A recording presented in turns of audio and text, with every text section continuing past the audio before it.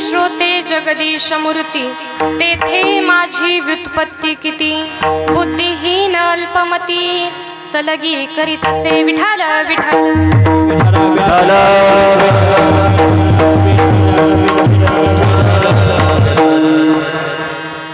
येऊन या काळ बैसलासे उसा, झाकीतोसे कैसा डोळे आता. वाचे नारायण वदे तो सादर, काळ पाश साचार चुके जेणे. तुम्हाला सगळ्यांना आवाज येतोय का व्यवस्थित? आवाज येतोय का? पुरुष वर्ग झोपले की काय? आवाज येतोय का? येतोय ना? असं बोलत चला बरं पटपट. कारण ते कसं आहे, आपण 24 तास संसारामध्ये रडत असतो, बरोबर? संसार करता ना तुम्ही? झालंय ना तुमचं? झालंय का? शुभमंगल सावधान झालंय ना? हा मग बोला ना, बोलत चला पटपटा.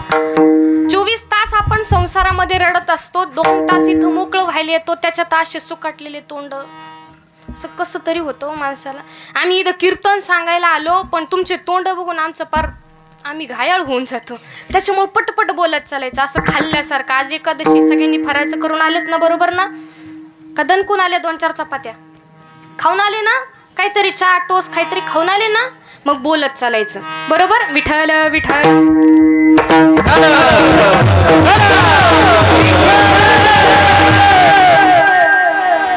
येऊन या काळ बैसलासे उसा, झाकीतोसे कैसा डोळे आता.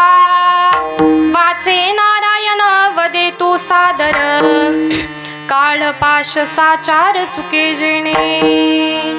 प्रस्तुत प्राप्त प्रसंगी प्राप्त स्थळी कीर्तनरूपी सेवेकरता निवडलेला अभंग. महान भगवत भक्त श्रीमंत संत वैराग्याची महामूर्ती, वैराग्याचं ज्वलंत प्रतीक असे असणारे शांती ब्रह्मनाथ महाराज यांचा 4 चरणाचा अतिशय उत्कृष्ट असा अभंग आज या ठिकाणी कीर्तनरूपी सेवेकरता निवडला आहे. विठ्ठल विठ्ठल विठ्ठल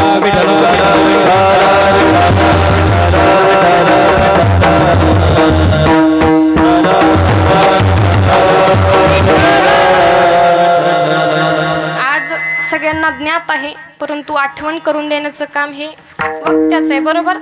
म्हणून आज या ठिकाणी कैलासवासी सौभाग्यवती पूजा प्रशांत म्हस्के यांचं प्रथम पुण्यस्मरण, आणि त्या निमित्ताने आजचं हे नैमित्तिक कीर्तन. कसं? कोणतं कीर्तन? नैमित्तिक म्हणजे कुठलं कीर्तन? विषय ठरवावा लागत नाही. श्राद्धाचा त्या ठिकाणी श्राद्ध कर्माचा विषय ठरवावा लागत नाही, तर विषय काय असतो? ठरलेला असतो. तुम्ही बोला ना हो, असं तुम्ही चुकून बसूच नका. ज्याला चुकून बसायचं त्याने कीर्तनातून उठून गेलं तरी चालेल, राग काही. असं बोलत चालायचं पटपट माणसाने. आजचं हे कीर्तन कसं आहे? नैमित्तिक कीर्तन आहे. विषय ठरवावा लागत नाही, तर विषय ठरलेला असतो. बरं, श्राद्धाच्या दिवशी कीर्तन का ठेवायचं? काय प्रश्न केला मी?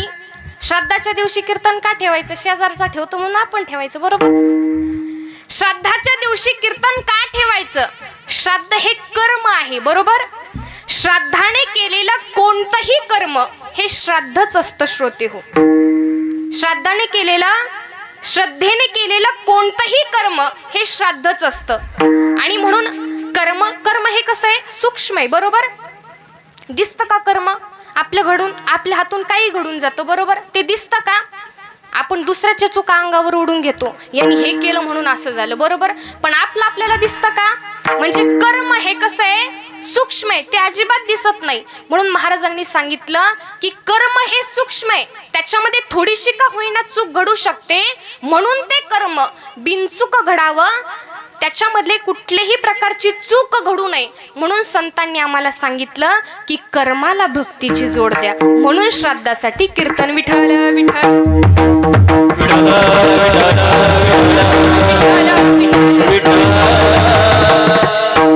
आता कुणी विचारलं तर काय सांगायचं? शेजारचा ठेवतो म्हणून ठेवलं, असं नाही सांगायचं बरं का. कर्माला भक्तीची जोड आहे म्हणून श्राद्धासाठी कीर्तन. आणि आज या ठिकाणी प्रथम पुण्यस्मरण कैलासवासी सौभाग्यवती पूजा प्रशांत म्हस्के यांचं प्रथम पुण्यस्मरण. आणि त्यानिमित्ताने सर्व म्हस्के कुटुंबीय असतील, रावसाहेब तुकाराम म्हस्के सासरे असतील, त्याचप्रमाणे प्रशांत रावसाहेब म्हस्के पती असतील, ईश्वर रावसाहेब म्हस्के दीर असतील, आणि त्याचप्रकारे चिरंजीव अवधूत प्रशांत म्हस्के मुलगा असेल, आणि त्याचप्रकारे सर्व समस्त म्हस्के परिवार व नातेवाईक असतील. तर मी भगवंताला एकच प्रार्थना करते, आज 1 वर्ष पूर्ण झालं. बरोबर बरोबर, काहींचं 11.5 महिन्यात होतं, काहींचं पूर्ण वर्षाने होतं श्राद्ध, बरं का. आता ते जसे ब्राह्मण काका महिने काढून देते त्या प्रकारे होतं. आज 1 वर्ष पूर्ण झालं आणि पितरांना आज तर्पण करण्याचा हा दिवस, बरोबर, पितृऋणातून मुक्त होण्याचा हा दिवस. परंतु समाजामध्ये हे न करणारी करंटी माणसं समाजामध्ये आहेत. मला बोलताना वाईट वाटतं, पण गेलेल्या माणसाचं हे का करायचं असा प्रतिप्रश्न करणारी मंडळी सुद्धा आहेत. बरोबर, तुम्ही बघता का कुठं गेल्यानंतर गेलं ते, आता त्याचं काय खरं होतं, आता काय त्याची पूजा करायची, आयुष्यभर काय नाही केलं त्यांनी, बरोबर असं म्हणतात. पण हे का करायचं, तर महाराजांनी सांगितलं की पितृऋणातून मुक्त होण्याचा हा एक मार्ग आहे. कर्म हे सूक्ष्म आहे, ते दिसत नाही, म्हणून महाराजांनी सांगितलं की कर्माला भक्तीची जोड द्या, म्हणजे चुकलं तरी चालतं, देव पदरात घेतो, सांभाळून घेतो. या अभंगाद्वारे महाराजांनी हे सांगण्याचा प्रयत्न केलेला आहे. येऊन या काळ पैसलासे उसा, झाकीतोसी कैसा डोळे आता. शांती ब्रह्मनाथ महाराजांनी या अभंगामध्ये वर्णन करून सांगितलंय की काळ हा प्रत्येकाच्या उशाला बसतो. तुम्ही माझ्याकडे लक्ष द्या, ती बाळ घेती, तुम्ही इकडे बघा सगळे. महाराजांनी अभंगामध्ये सांगितलंय की काळ हा प्रत्येकाच्या उशाला बसतो. आजपर्यंत काळाने कुणाचं उस सोडलं का हो? मोठ्या मोठ्या सोडलं नाही, आपण तर लई बारीक सारीक किरकोळ आहे, बरोबर.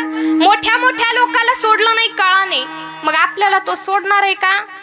प्रत्येकाच्या उशाला काळ हा बसलेला आहे. काळाने आजपर्यंत कुणाचंही उसा सोडलेलं नाही. म्हणून महाराज अभंगाच्या प्रथम चरणामध्ये सांगतात, येऊन या काळ बैसलासे उसा, झाकी तोसी कैसा डोळे आता. महाराजांनी सांगितलं की काळ हा प्रत्येकाच्या उशाला बसतो. मग काय करायचं?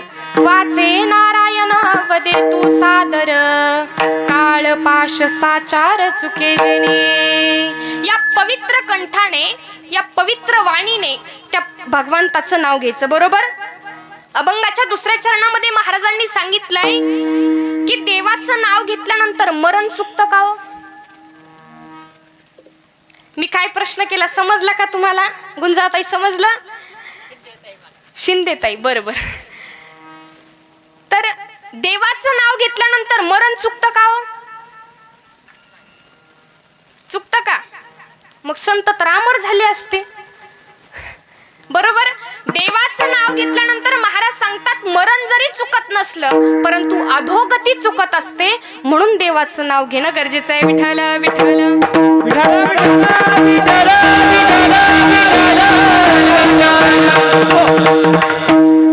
महाराजांनी सांगितलं की या पवित्र कंठाने, पवित्र वाणीने त्या भगवंताचं नाम घेणं फार गरजेचं आहे.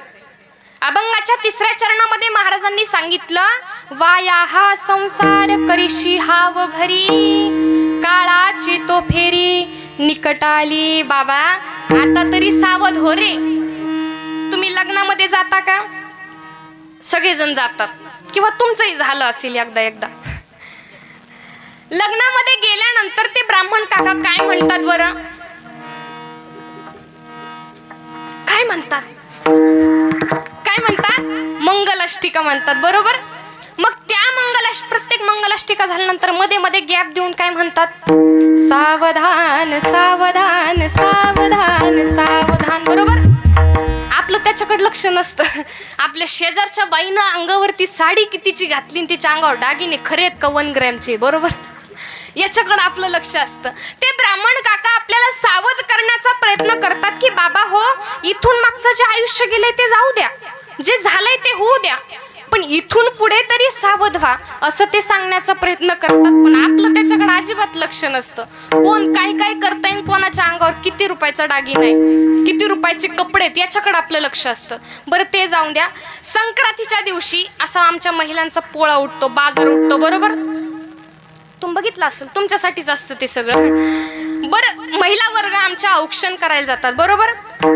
औक्षण म्हणजे ओवाळण्याकरता. मला सांगा, हळदी कुंकू आपण कुठे लावतो? कपाळावर लावतो ते मला माहिती आहे, पण कुठे? इथं 2 भुवायच्या मध्ये लावतो, बरोबर? मग ते कुंकू इकडे इकडे कसं पसरलेलं असतं बरं? कारण ज्या बाईच्या कपाळाला आपण कुंकू लावतो तिच्याकडे आपलं लक्षच नसतं. तिच्या अंगावर साडी कितीची याच्याकडे लक्ष असतं, म्हणून ते इकडे इकडे पसरतं. महाराज सांगतात की हा संसार फार त्या ठिकाणी एक ना एक दिवस तो संपणार आहे. हे जे दिसतंय ते स्वप्न आहे, आणि ते स्वप्न एक ना एक दिवस संपणार आहे. म्हणून आता तरी सावध व्हा आणि भगवंताच्या नामस्मरणाची गोडी आपल्या या जीवनामध्ये लावून घ्या. हा झाला अभंगाचा सरळ सरळ अर्थ. संपला आपलं कीर्तन. विठ्ठल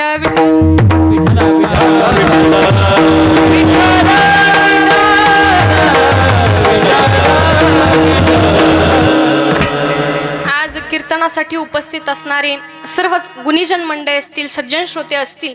आता प्रत्येकाची नावं घेणं काही शक्य नाही. आता भरपूर मंडळी त्या ठिकाणी ओळखीचे येतात, सगळेजण जवळजवळ ओळखीचे आहेत, पण सगळ्यांची नावं काही घेणं शक्य नाही. म्हणून आमच्याच महाराज लोकांची नावं घेते आणि आपल्या कीर्तनाला सुरुवात करते, कारण आधीच उशीर झालेला आहे. आता 2-2 एवढे छान छान गायनाचार्य म्हटल्यानंतर एवढे आपलं कीर्तन रंगत रंगत चाललं, मग मध्येच आपल्याला कुठंतरी स्टॉप घ्यावा लागतो. एवढे छान छान सगळे गायनाचार्य आहेत, 3 गायनाचार्य एक एक सोडून. कधी कधी तर अशी पंचायत येते, एक सुद्धा गायक नसतो. एक तर मला चाल म्हणावं लागते, एखादा असला तर तो मागं म्हणतो. पण इथं 3-3 आज गायनाचार्य उपस्थित आहे. सर्वच टाळकरी मंडळी असतील, आमचे हरिभक्त पारायण गायनाचार्य माऊली महाराज म्हस्के असतील, आज या ठिकाणी कीर्तनासाठी उपस्थित आहे. महाराजांचे धन्यवाद. त्याचप्रकारे आमचे हरिभक्त पारायण अतिशय सुंदर ज्यांचा आवाज आहे, गोड कंठ ज्यांचा आहे, असे आमचे निलेश महाराज झांबरे आज या ठिकाणी उपस्थित आहेत. महाराजांचे सुद्धा धन्यवाद. त्याचप्रकारे आमचे चव्हाण महाराज, बरोबर? हां, दत्ता महाराज चव्हाण आज या ठिकाणी उपस्थित आहेत, त्यांचे सुद्धा मनपूर्वक धन्यवाद. सर्वच टाळकरी असतील. त्याचप्रकारे आमचे छोटे छोटे संत संगती वारकरी शिक्षण संस्था, या शिक्षण संस्थेतील छोटे छोटे बालगोपाळ आहेत.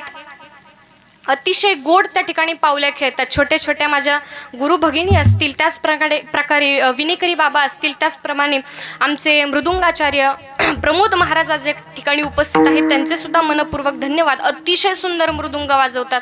मागच्या वेळी सुद्धा इथं आष्टी परिसरात माझं कीर्तन होतं, तेव्हा सुद्धा महाराज वाजवायला होते. फार गोड ज्यांचं वादन आहे असे प्रमोद महाराज. आणि त्याचप्रमाणे पेटीवाले मामा असतील, खिळे सर आज या ठिकाणी उपस्थित आहेत, त्यांचे सुद्धा मनपूर्वक धन्यवाद.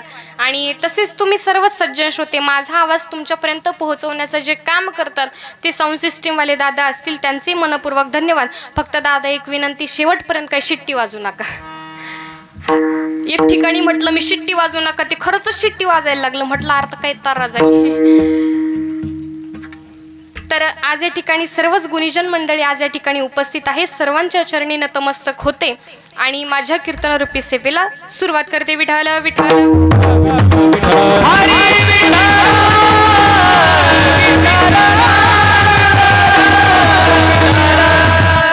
आणि आज जे या कीर्तनाची शूटिंग काढतायत आमचे दादा हरिभक्त पारायण विकास महाराज आज उपस्थित आहेत, त्यांचे मनपूर्वक धन्यवाद. मला आत्ता समजलं इथं आल्यानंतर की आज शूटिंग पण आहे म्हणून, नाही तर अजून मेकअप करून आले असते मी. हसले बरं बघा. असं मेकअपचं म्हटलं की आमच्या महिलाला लई आनंद होतो, त्यांच्याकडूनच जादा आवाज आला. जास्त वेळ काही मी घेत नाही. सगळ्यांच्या चरणी नतमस्तक होते आणि आजच्या पुण्यस्मरणाला निमित्त आणि पूर्ण पुण्यस्मृतीला मी वंदन करते. आणि त्या ठिकाणी नाथ महाराजांच्या अभंगाला स्पर्श करत असताना या ठिकाणी महाराजांचा अधिकार आपल्या सगळ्यांना माहिती आहे. किती मोठे आहेत महाराज हे मला सांगायची बहुतेक तुम्हाला गरज नाही, बरोबर? किती मोठे आहेत महाराज.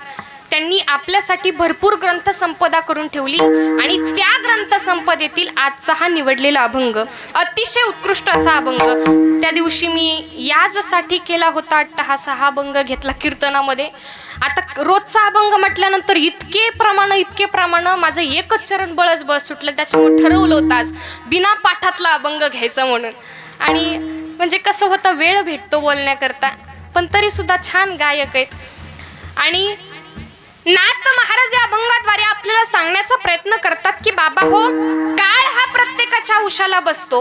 काळाने आजपर्यंत कुणाचंही उस सोडलेलं नाही, कुणाचंही उस सोडलेलं नाही. भरपूर मोठे मोठे लोक होऊन गेले.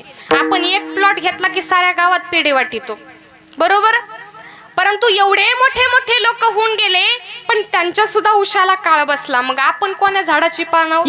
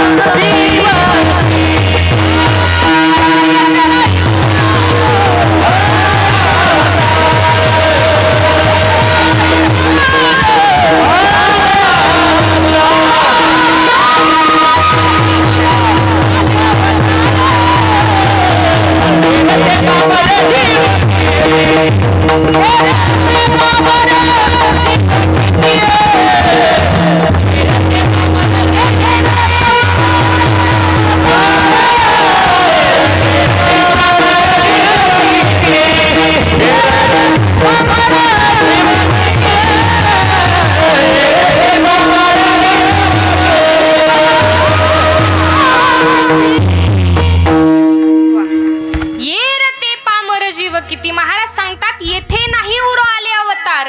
इथे कुणालाही उरायचं नाही, सुरायचं नाही. काय हे येताना काही गॅरंटी कार्ड घेऊन आलोय का आपण? आलात का तुम्ही? आले असले मलाही पत्ता द्या, मी जाऊन आणते. आणलंय का कोणी येताना काही गॅरंटी कार्ड, वॉरंटी कार्ड आणलंय का? आमचा महिला वर्ग किंवा पुरुष वर्ग जेव्हा बाजारामध्ये जातात, बाजारामध्ये गेल्यानंतर प्रत्येक वस्तूवरती, प्रत्येक पॅकिंग वरती अगोदर काय बघतात?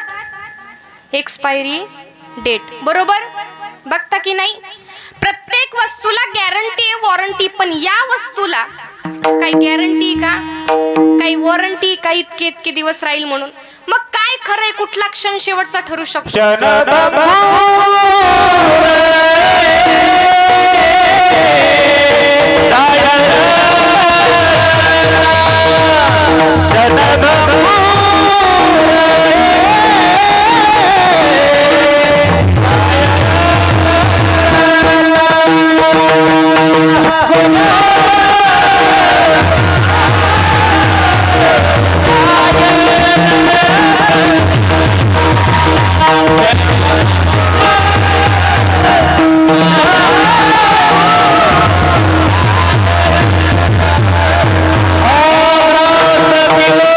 Oh,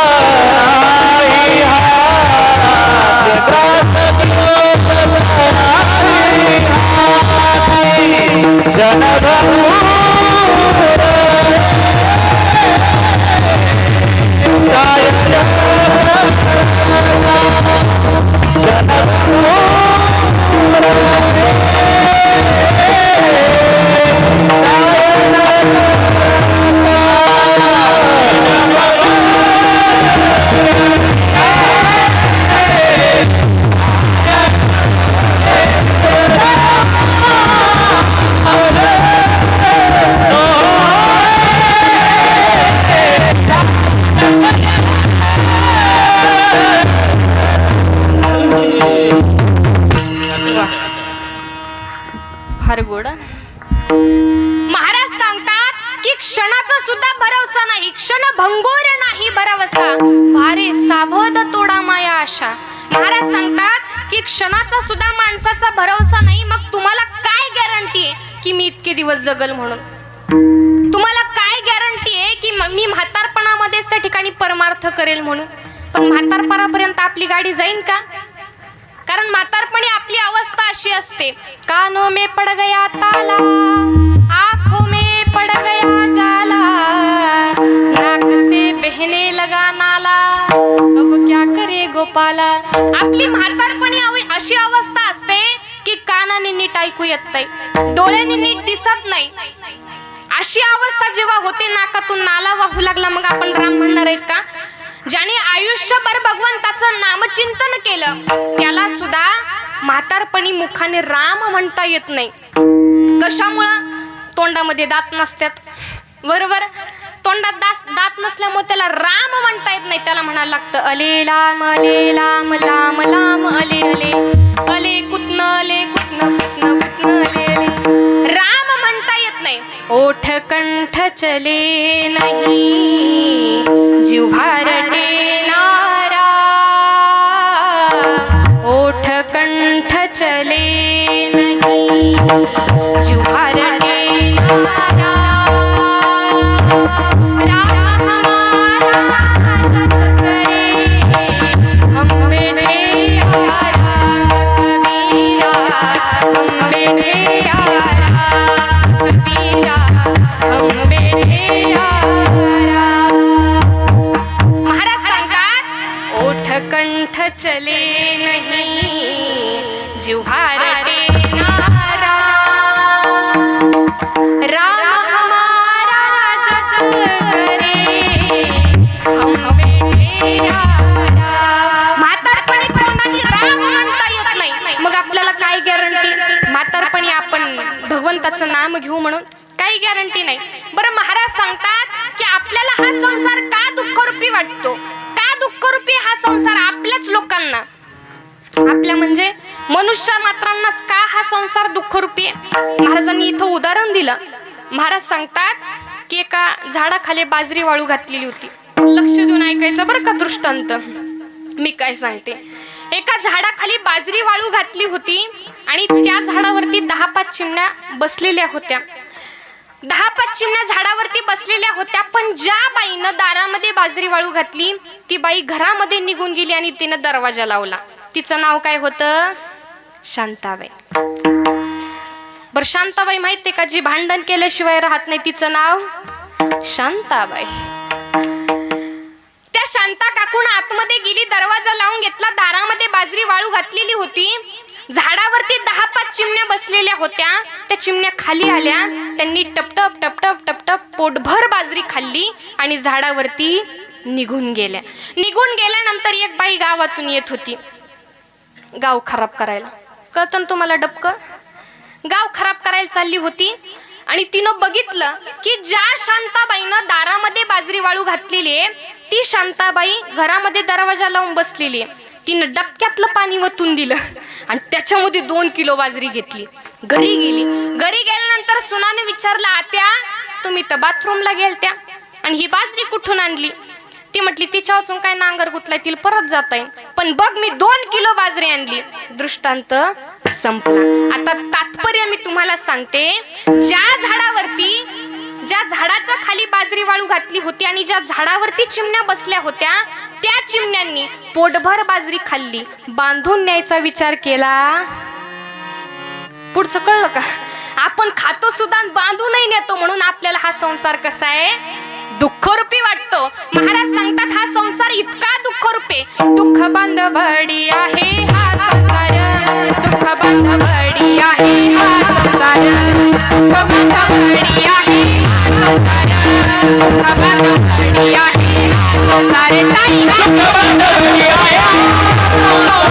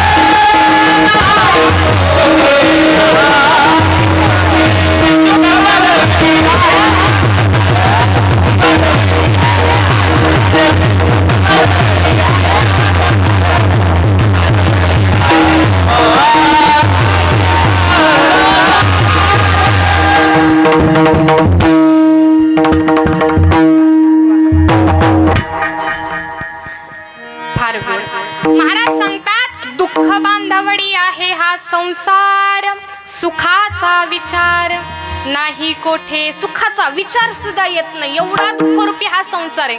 महाराज सांगतात, सुख पाहता जवा पाडे, दुःख पर्वता एवढे. जवस माहित आहे, जवस माहित आहे केवढं असतं ते, एवढं एवढंच ते जवस. त्या जवसा एवढं काय आहे, सुख आहे. पण दुःख मात्र पर्वता एवढे. आणि या दुःखरूपी पर्वतातून, या दुःखरूपी संसारातून जर आपली सोडवणूक करायची असेल तर नामस्मरणाची काडी आपल्या जीवनामध्ये लावून घ्यावी लागते. महाराज सांगतात की नाम इतकं श्रेष्ठ आहे, इतकं श्रेष्ठ नाम आहे. तुम्ही कुठलंही कृत्य करा पण एकदा राम म्हणा, इतकं पुण्य काय सांगावं तुम्हाला. त्या नामाचा महिमा इतका मोठा आहे. जी गोष्ट त्या ठिकाणी एखादं पाप केल्याने, एखादं पुण्य केल्याने किंवा दान केल्याने घडत नाही, ती गोष्ट फक्त भगवंताच्या एका नामाने. राम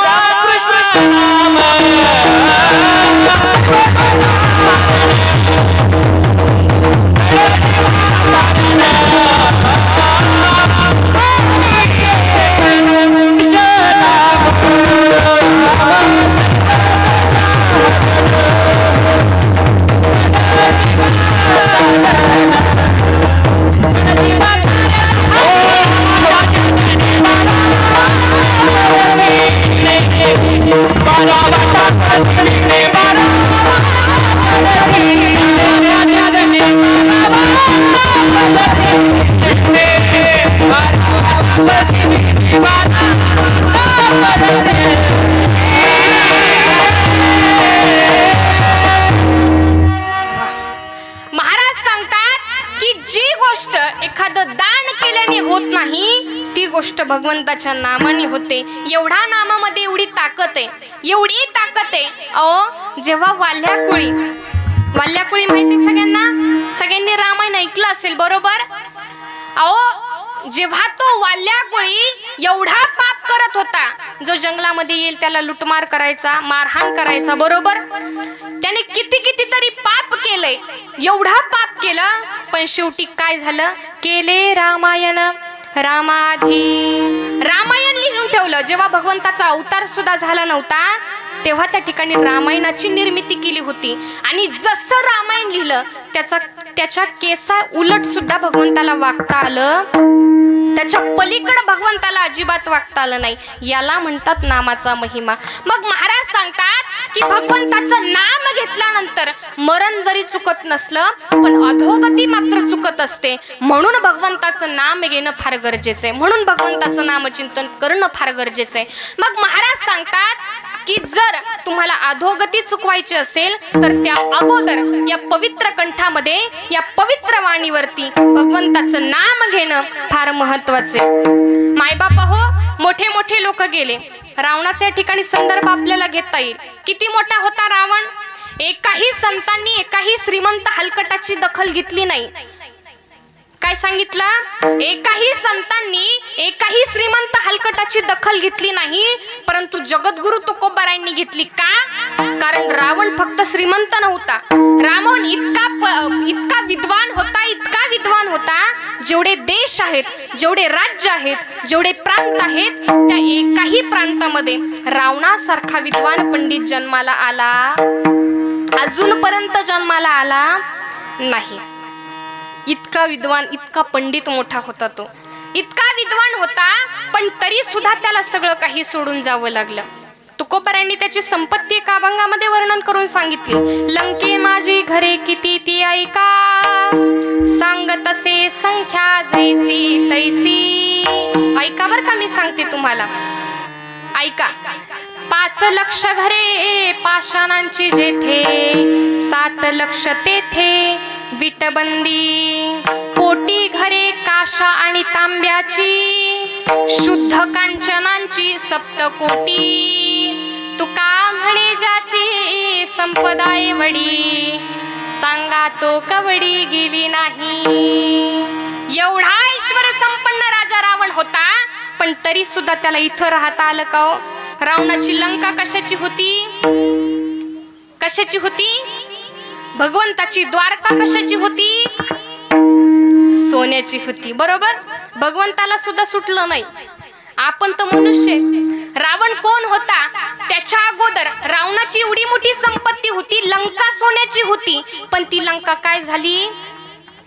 जळून गेली. बरोबर. आणि द्वारका काय झाली? पाण्यामध्ये बुडाली. भगवंताला सुद्धा चुकलं नाही आणि मोठ्या मोठ्या लोकांना सुद्धा चुकलं नाही. मग आपल्याकडे आहेच किती 2-4 प्लॉट, 2-4 एकर शेती. बरोबर, किती काय आपल्याकडं. आपण त्यांच्या पुढे छोटे मोठे किरकोळ आहेत, पण तरी सुद्धा एवढ्या मोठ्या मोठ्या लोकांना जावं लागलं. नव्हे रावणाचं घर एवढं मोठं होतं, त्याचं कुटुंब एवढं मोठं होतं. रावणाला 80,000 बायका होत्या. बरोबर, पुरुष वर्ग. तो माणसाला आमच्याकडे काय बोट करता, आम्हाला एकीनीच नाकिंगळ आणलेत. रावणाला किती बायका होत्या? 80,000 बायका होत्या. 80 बायका नव्हत्या, 80 सहस्र सुंदरा कामिनी, माझी मुख्य राणी मंदोदरी. त्याला 80,000 बायका होत्या, 1 लाख पोरं होते, 1.25 लाख नातू होते. किती लाख? 1.25 लाख नातू होते. एवढा मोठा त्याचं घर कुटुंब होतं, पण तरी सुद्धा त्याला सगळं काही सोडून जावं लागलं. एवढा विद्वान होता. रावणाला 80,000 सासरे होते. किती? 80,000 सासरे होते. सासा नाही सांगता येणार, सासा कशा सांगता येत्या? 80,000 सासऱ्याच्या एकट्या जावयानं 80,000 बायका केल्या, मग सासरा 10-10, 5-5 तर करीतच असेल.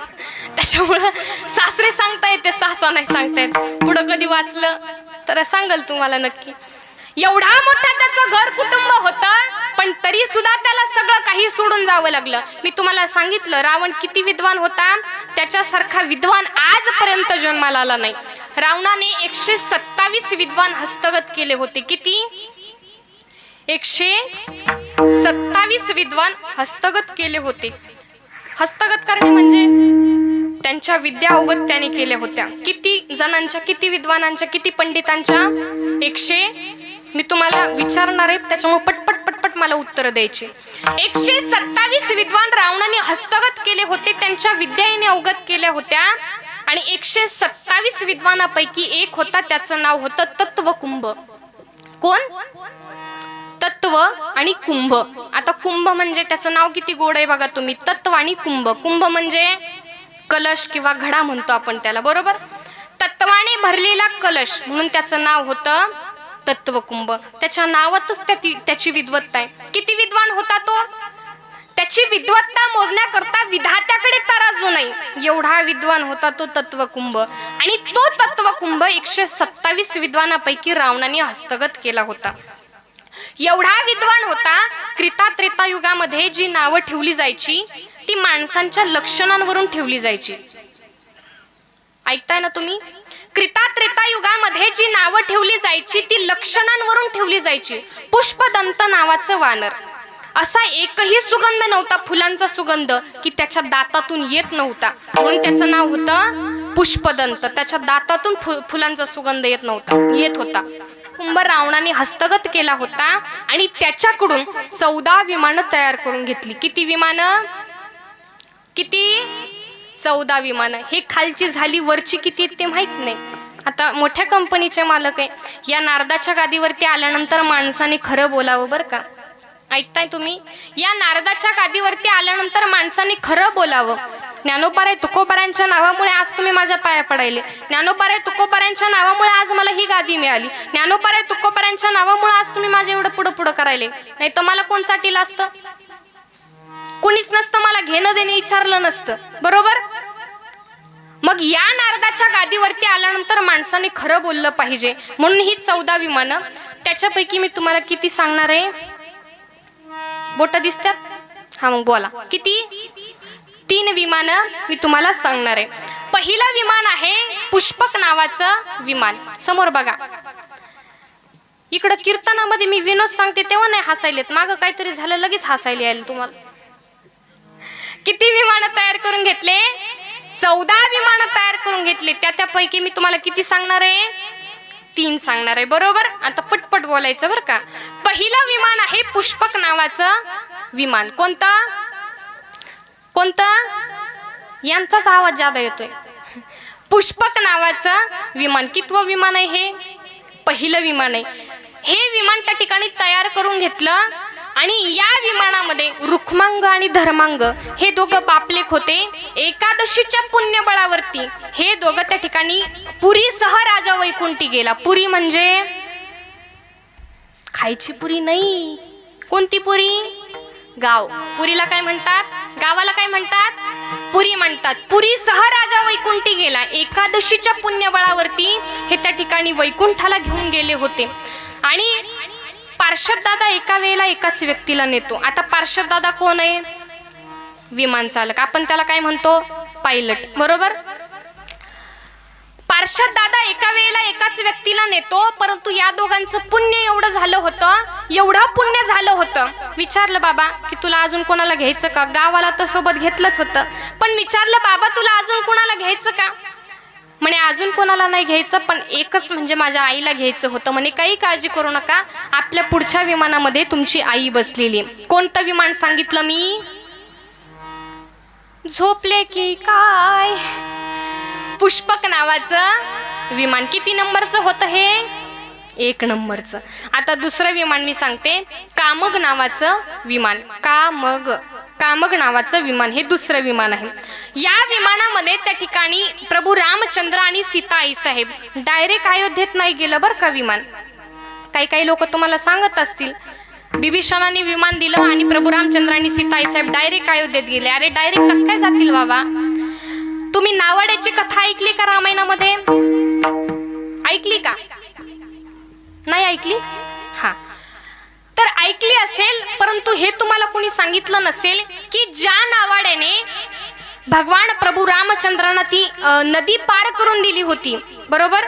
जी नदी पार करून दिली होती आणि सांगितलं होतं, प्रभू रामचंद्रांकडून वचन घेतलं होतं की बाबा तू नदी पार करून जातोस ना, माझ्या नावेत तू इथपर्यंत बसून आलास ना, तर मला वचन दे, जेव्हा तुला माघारी जायचं असेल ना तेव्हा सुद्धा तू माझ्याच नावेमध्ये बसून जाशील. वचन घेतलं होतं बरं का प्रभू रामचंद्रांकडून.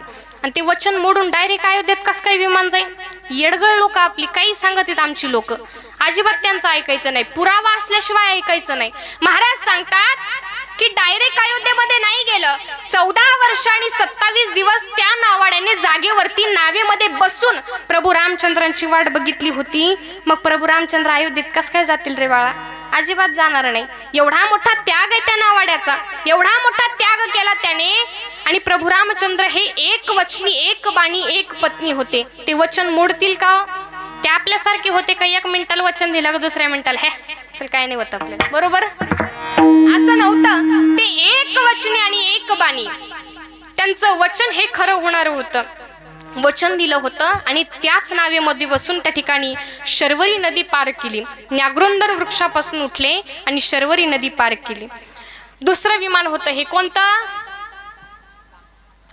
कामग नावाचं विमान. किती नंबरचं? 2 नंबरचं. आता तिसरं विमान मी सांगायले. मी तुम्हाला हे सांगते, येऊन या काळ बैसला सिवसा. चालू आहे बरं का आपलं. काळ कुणाला सोडत नाही. तिसरं विमान आहे प्रभदत्त नावाचं विमान. कोणतं? प्रभदत्त नावाचं विमान. या प्रभदत्त नावाच्या विमानामध्ये त्या ठिकाणी नारदजी एके दिवशी रावणाकडे गेले आणि रावणाला प्रश्न केला की बाबा, तू 13 विमानामध्ये भरपूर माणसं बसून दिली आणि हे जे 14वं विमान एवढं झाकून पाकून ठेवले, कोणतं विमान? प्रभदत्त नावाचं विमान. हे विमान एवढं झाकून पाकून ठेवलंयस, याचा अर्थ नक्की तुला या विमानामध्ये बसून जायचं असेल. रावणाने नारदजींना सांगितलं की बाबा, मी एवढी विमानं तयार करून घेतली, 14 विमानं तयार करून घेतली, 13 विमानामध्ये भरपूर माणसं बसून दिली, एकाही विमानामध्ये मला बसून जावं अशी इच्छा झाली नाही. परंतु हे जे 14वं विमान जे झाकून पाकून ठेवलंय ना, त्या विमानामध्ये लक्ष्मी बसवायची. लक्ष्मी कोण होती? सीताई साहेब. बरोबर. लक्ष्मी कोण होती? सीताई साहेब. नारदजी म्हटले बाबा, तुझं एवढं मोठं घर कुटुंब आहे, तुला 80,000 बायका आहेत, 1 लाख पुरे, 1.25 लाख नातू, पण तरी सुद्धा तुला लक्ष्मीच का बसवायची?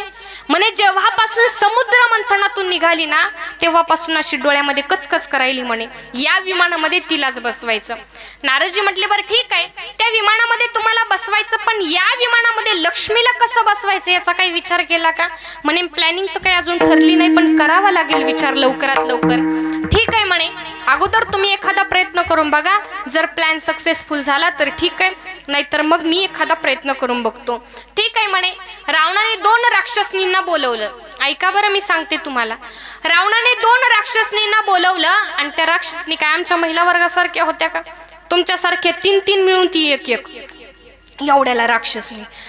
आणि राक्षसनींना त्या ठिकाणी बोलवल्यानंतर राक्षसनींना सांगितलं की बायांनो, हे बघा, सीतेजवळ जायचं, अशोक वाटिकेमध्ये जायचं आणि अशोक वाटिकेमध्ये गेल्यानंतर त्या ठिकाणी सीतेला निरोप द्यायचा, सीते, तुझा प्रभू रामचंद्र जिवंत आहे आणि तो जिवंत असताना सुद्धा तुला आमच्या मालकाकडे यावं लागेल. काय निरोप द्यायला लागला? तुला आमच्या मालकाकडे तुझा नवरा जिवंत असताना सुद्धा यावं लागेल. असा निरोप दिल्यानंतर मला सांगा, ती बाई येईल का हो? तुम्ही जासाल का तुमच्या नवऱ्याला सोडून? तुम्ही जाणार का? आताच्या पुरींचं द्या सोडून, आताचं नाव नाही काढीत मी. आमच्या इकडं तर किती प्रकरणं चालू आहेत, आपल्याला कोणाचे नाव नाही घ्यायचं. पण पूर्वीच्या बाया ह्या सात्विक विचारांच्या होत्या, सात्विक दृष्टींच्या होत्या, त्या पतिव्रता स्त्रिया होत्या. आपल्या नवऱ्याला सोडून दुसरे सगळे त्यांचे भाऊ होते. बरोबर. एवढ्या सात्विक दृष्टींच्या त्या होत्या. पण आताच्या पुरींचं द्या सोडून, काय नाव काढायचं? आताचं जिवंत असताना सुद्धा दुसऱ्या संग दागिने घेऊन पळून जातात. जाऊ द्या, काय करायचं आपल्याला. पण सीता आई साहेब पतिव्रता स्त्री होती, ती साक्षात लक्ष्मी होती, ती जगाला धनाचा वाटप करत होती. ती बाई आपल्या नवऱ्याला सोडून दुसऱ्याकडे जाईल का हो? पदरावाल्या अक्का तुम्ही सांगा, जाईल का हो? अजिबात जाणार नाही. कस काय जाईल? ती साक्षात लक्ष्मी आहे. आणि असा निरोप दिल्यानंतर राक्षसनींना पाठवलं. राक्षसनींना पाठवल्यानंतर त्या ठिकाणी राक्षसींनी सीता आई साहेबाला अशोक वाटिकेमध्ये येऊन निरोप दिला की सीते, तुझा नवरा जिवंत असताना सुद्धा तुला आमच्या बरोबर आमच्या मालकाकडे यावं लागेल. असं म्हटल्यानंतर सीता आई साहेब म्हटल्या, बाई तू मूर्ख आहे का ग? तू काय डोक्यावर पडलेली का? माझा नवरा जिवंत असताना सुद्धा मी तुमच्या मालकाकडे कशाला येईन? जाऊन सांगा तुमच्या मालकाला नाही येत सीता म्हणून. गेले माघारी गेल्यानंतर त्या ठिकाणी रावणाला सांगितलं की सीता आली नाही.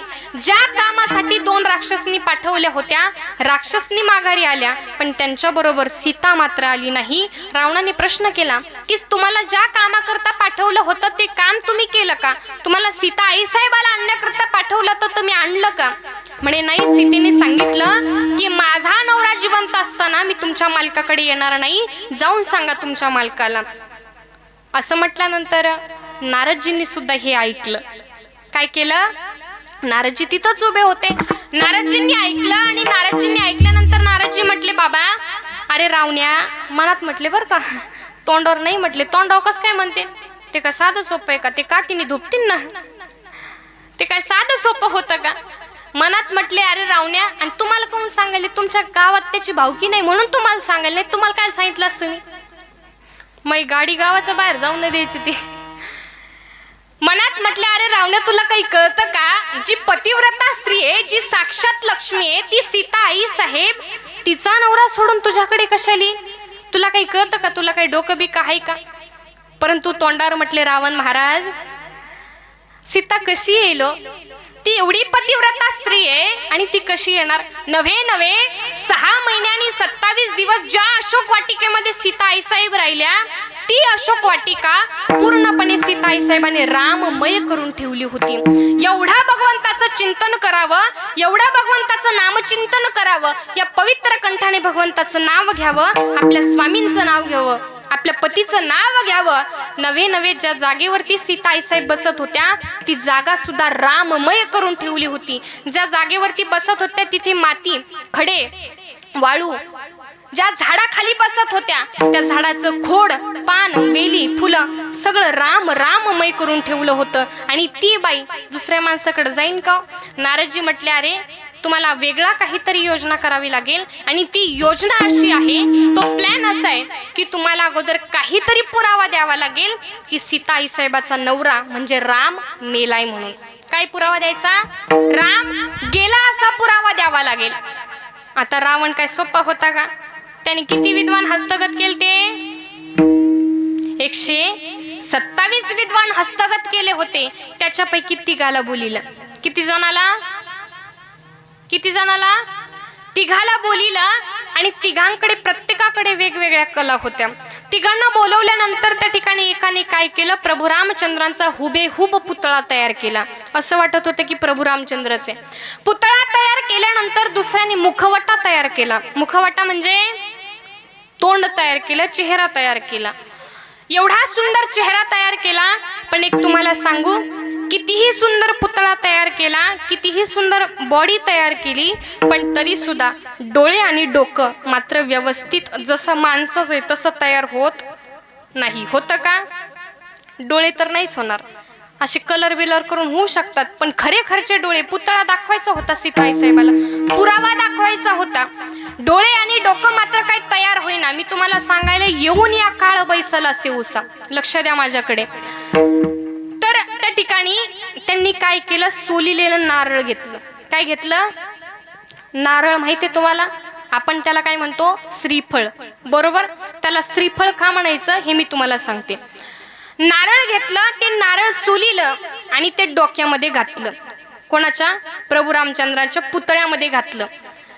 आणि तुम्ही बघा, नारळ कितीही सोललं तरी त्याला 2 टिक्के सापडतात. बरोबर? पाहिले का तुम्ही कधी? तर ते का सापडतेत?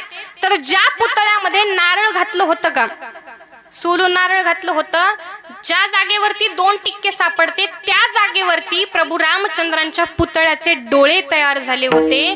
म्हणून ते टिक्के कितीही तुम्ही नारळ सोललं तरी सुद्धा ते सापडतेतच. नारायणाचं फळ म्हणून त्याला नाव पडलं श्रीफळ. लक्ष्मीचं फळ म्हणून त्याला नाव काय पडलं? श्रीफळ. याचं हे कारण आहे. आणि ती वटी पदरात देते. बरोबर? आता मग काय लग्न नाही झालं त्याच्यामुळे तुम्हालाच माहित, ते वटी पादरात देतात. बरोबर? तर याचं कारण हे, याला श्रीफळ म्हणतात. आणि मग ते पुतळ्यामध्ये नारळ घातलं आणि नारळ घातल्याच्या नंतर हुबेहूब पुतळा तयार झाला. तिसऱ्या त्या ठिकाणी विद्वानाने काय केलं? ताटामध्ये डोकं टेकलं. त्या पुतळ्याचं काय केलं? ताटामध्ये पुतळ्याचं डोकं घेतलं आणि त्या ताटामध्ये डोकं बुडवलं. डोकं बुडवल्या त्या पुतळ्यातून खरोखरच रक्त वाहू लागलं. काय होऊ लागलं? रक्त वाहू लागलं. आता त्या ताटामध्ये काही कुंकू का लिहिलेलं नव्हतं, काही पाणी नव्हतं, काही केमिकल नव्हतं, काही एखादा मंत्र टाकला असेल तर त्यो. आता आपल्याला नाही माहित, मी त्या काळात नव्हते. ताटामध्ये डोकं बुडवल्या खरोखरच रक्त वाहू लागलं. आणि जसं रक्त वाहू लागलं ते दाखवलं सीता आई साहेबाला. कुणाला दाखवलं? सीता आई साहेबाला दाखवलं.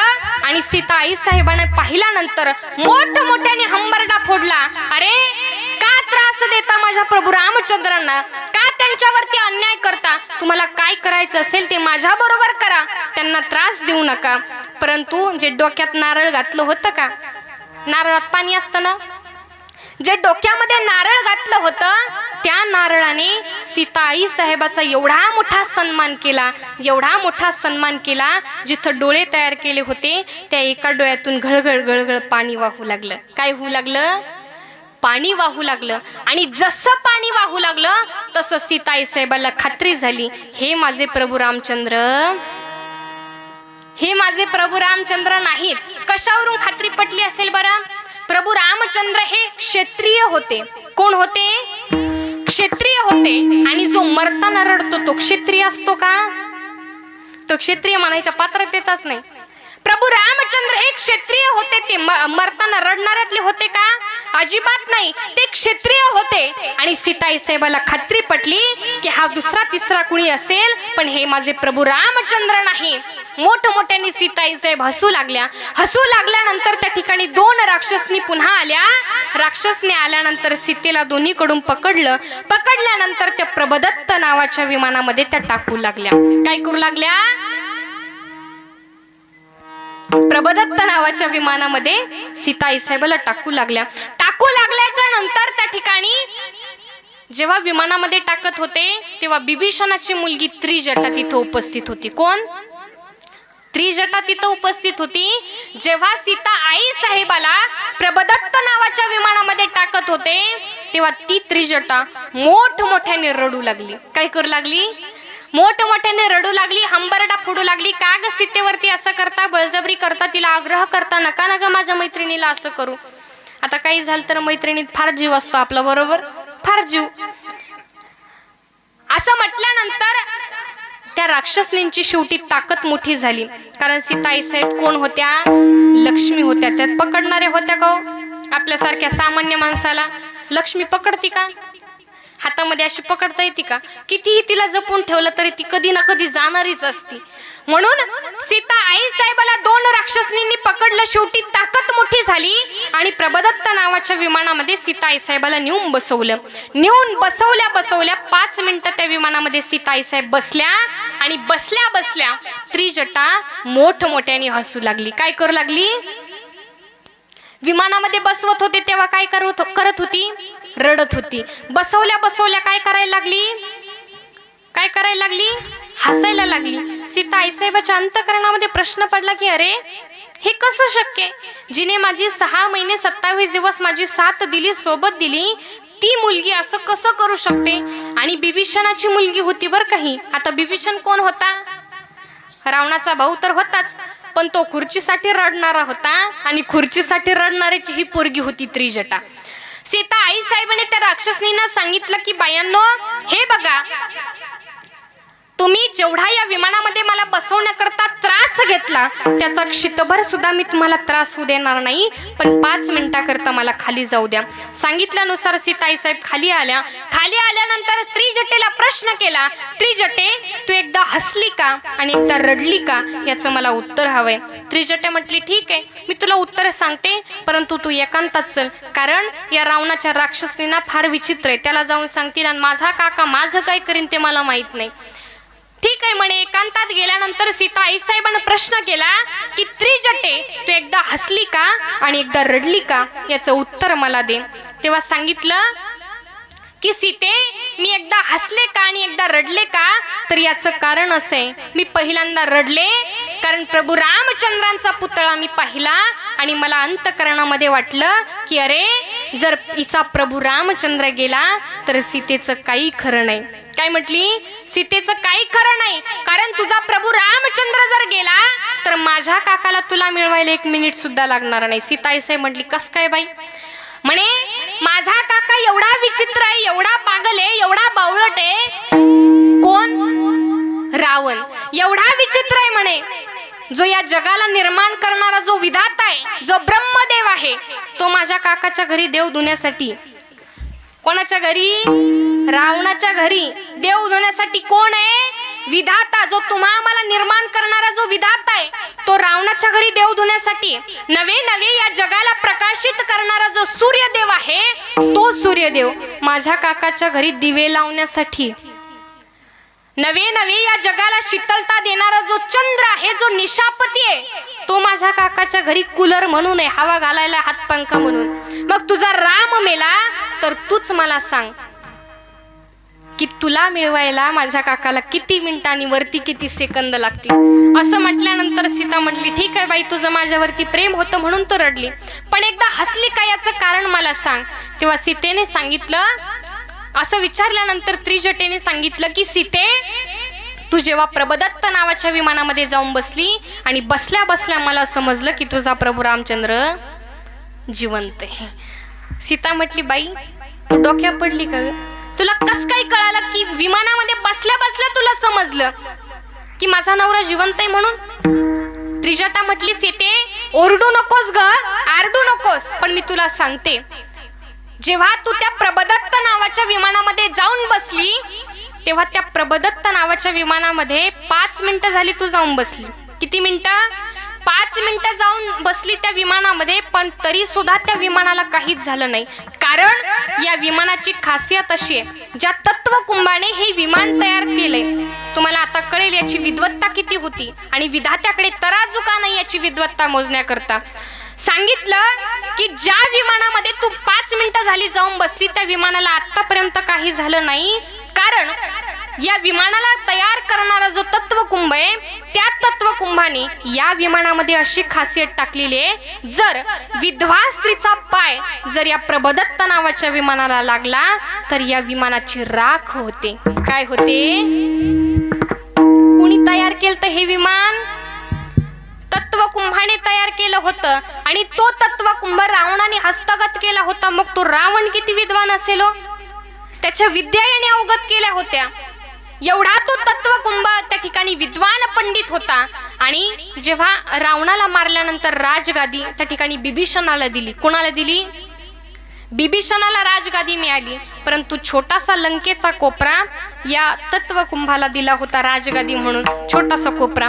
आणि तो कोपरा दिल्यानंतर जेव्हा रावण मारला, राजगादी सर्वांना जिकडे तिकडे मिळाली. प्रभू रामचंद्र जेव्हा अयोध्येमध्ये आले, अयोध्येमध्ये आल्यानंतर राज्याभिषेक चालू होता. एवढा मोठा सुवर्ण काळ चालू होता, सुवर्ण पर्व चालू होता. आणि तेवढ्यामध्ये हातामध्ये प्रभूंच्या एक पत्र आलं आणि ते पत्र वाचल्यानंतर प्रभू रामचंद्रांच्या डोळ्यातून घळघळ घळघळ अश्रू वाहू लागले. अश्रू वाहू लागल्यानंतर लक्ष्मणाच्या पत्नीने विचारलं की दादा नेमकं झालं काय? सांगितलं प्रभू रामचंद्रांनी, ऐक ना ग, जेव्हा सीता वनवासामध्ये होती, आम्ही जेव्हा वनवासामध्ये होतो तेव्हा ज्या विमानामध्ये प्रभदत्त नावाच्या विमानामध्ये सीतेला बसवत होते आणि त्या विमानामध्ये सीता बसल्यानंतर मी जिवंत आहे की मेलोय हे तुमच्या बहिणीला साबित करून देणारा विमान तयार करणारा जो तत्वकुंभ आहे तो तत्वकुंभ आज पहाटे ब्रह्म मुहूर्तावरती गेला. मला सांगायचं तात्पर्य मायबाप हो, किती विद्वान होता होतो, किती विद्वान होता, कळलं तुम्हाला? एवढा विद्वान होता. आपल्याला जर गणिताचे एखादं गणित सोडायला घरी दिलं तर आपल्याला किती दिवस लागते त्याला सोडायला? आता तुम्ही सगळे शाळा शिकले, तुमचं वय होऊन गेलं, तर आता तरुण वर्ग तर काय कोणी नाहीच. एक एक गणित आपल्याला 8-8 दिवस सुटत नाही. मग एवढी त्याची विद्वत्ता होती. तो तत्वकुंभ त्याला सुद्धा इथं राहता आलं का हो? अजिबात राहता आलं नाही. मग महाराज सांगतात मोठ्या मोठ्या लोकाला जावं लागलं, मग आपल्याला सुद्धा एक ना एक दिवस जावं लागणार आहे अभंगाचं प्रथम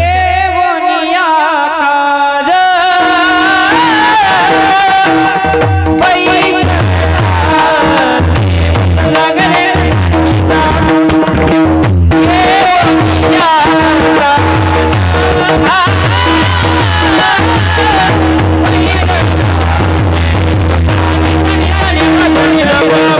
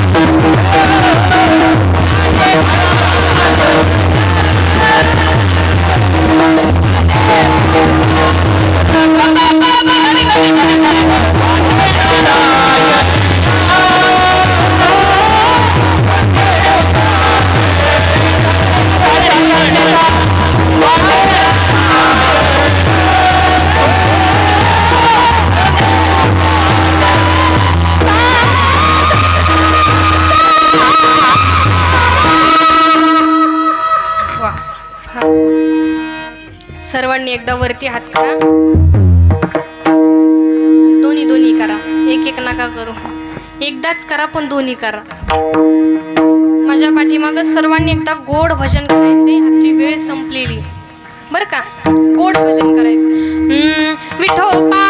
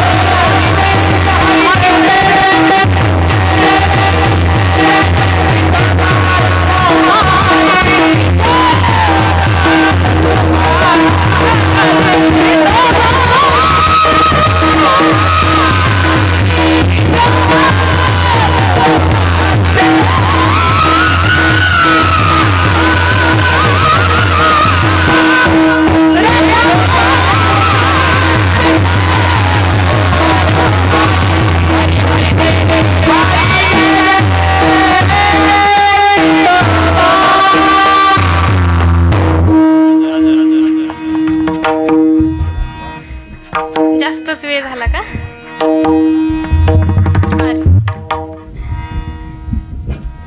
येऊन या काळ बैसला से उसा, झाके तोसी कैसा डोळे आता, वाचे नारायण वदे तू सादर, काळ पाश साचार चुके जेणे, वाया हा संसार करीसी हाव भरी, काळाची तो फेरी निकटाली, वाचे नारायण वदे तू सादर, काळ पाश साचार चुके जेणे.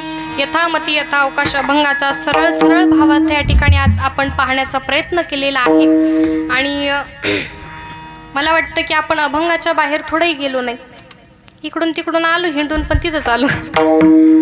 आणि जास्त वेळ काही मी घेणार नाही. आज या ठिकाणी कैलासवासी सौभाग्यवती पूजा प्रशांत म्हस्के यांचं प्रथम पुण्यस्मरण आणि या निमित्ताने आजची ही कीर्तनरूपी सेवा, खरं म्हणजे ताईंचं वय हे जाण्यासारखं नव्हतं, बरोबर. अर्ध्यावरती ज्यांनी संसार सोडला फार कमी वयामध्ये, मला वाटतं 30च्या आसपास वय असेल त्यांचं, बरोबर, कमी असेल, 21-22, अरे फार कमी वयामध्ये ज्या आपल्याला सोडून गेलेल्या आहेत. आणि खरं म्हणजे काही अल्पशा आजाराने त्यांना जावं लागलं आपल्यामधून. आणि छोटासा त्यांचा मुलगा, मला वाटतं आता 2.5 वर्षांचा असेल, त्या गेल्या तेव्हा 1.5 वर्षांचा हा छोटासा मुलगा इतकं म्हणजे मी जेव्हा ही तारीख घेत होते तेव्हा तारीख घेताना मला असं वाटत होतं की घ्यावी की नाही म्हणून. कारण इतक्या छोट्या वयामध्ये, इतक्या थोड्याशा वयामध्ये, इतक्या छोट्याशा मुलाला आणि हा संसार अर्ध्यावरती सोडून ज्या आपल्या सर्वातून निघून गेले. या अभंगातून मी तुम्हाला सांगितलं की येऊन या काळ, प्रत्येकाच्या उशाला काळ हा बसत असतो. आणि त्याच न्यायाप्रमाणे आज पूजाताईंच्या सुद्धा उशाला काळ बसला आणि प्रत्येकाच्या उशाला हा काळ बसत असतो. आणि आज 1 वर्ष पूर्ण झालं ताई आपल्यातून गेलेल्या. मी भगवंताला एकच प्रार्थना या ठिकाणी करेल की या दुःखातून सावरण्याची भगवान परमात्मा म्हस्के कुटुंबियाला शक्ती आणि बुद्धी देव, ही मी भगवंताला प्रार्थना करते. आणि काही चुकलं गेलं असेल तर तुमची मुलगी समजून या ठिकाणी मला माफ करा. जीवनाचा शेवट होणं म्हणजे नेमकं काय, 2 मिनिटात तुम्हाला सांगते. जीवनाचा शेवट होणं म्हणजे नेमकं काय, तर जीवनाचा शेवट होणं म्हणजे देहाची राख होणं किंवा शरीर निघून जाणं. शरीराची 3 चिमट्या राख होणं म्हणजे शेवट गोड होणं नाही बरं का. तर देहाची ही जी जीव दशेतली जी भ्रमंती, हा जो जीव सतत फिरतोय ना, तुकोबाराय सांगतात, वर्णन करून सांगितलं तुकोबारायांनी. वासांसे जीर्णानी यथा विहाय नवानि गृह्णाति नरोपराणि, तथा शरीराणि विहाय जीर्णान्यानि संयाति नवानि देहि, न्यान्यानि संयाति नवानि देहि. किंवा जीर्ण जीर्ण वस्त्र सांडिजे, ज्याप्रमाणे जुनं वस्त्र टाकून द्यावं आणि नवं वस्त्र परिधान करावं, त्याप्रमाणे या शरीराचं चालू आहे. चैतन्य मात्र एकच आहे, परंतु प्रत्येक वेळी देह बदलतो आणि आम्ही पुन्हा पुन्हा त्या चक्रामध्ये अडकतो. पुनरपि जननम पुनरपि मरणम पुनरपि जननी जठरे शयनम इह संसारे खलु दुस्तारे कृपया पारे पाहि मुरारे भज गोविंदम गोविंदम भज मूढमते. किती वेळा जन्म जावे, किती वेळा जन्म किती वेळा किती वेळा जन्म किती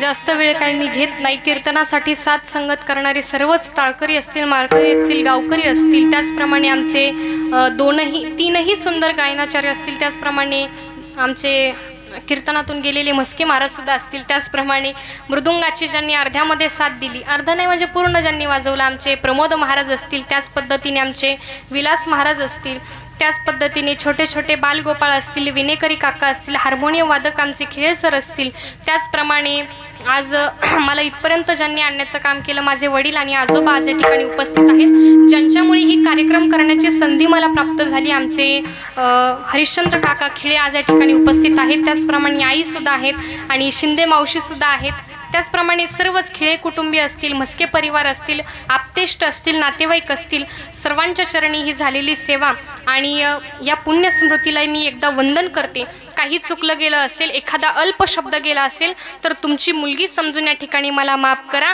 आता छोटी अजून मी, नक्की पुढच्या वेळी नक्की मी चांगला अजून प्रयत्न करेल.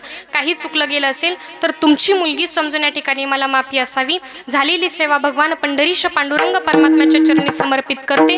कुलदैव श्री खंडेराय यांच्या चरणी समर्पित करते. गोपाल कृष्णाच्या चरणी समर्पित करते. ज्ञानेश्वरा माऊली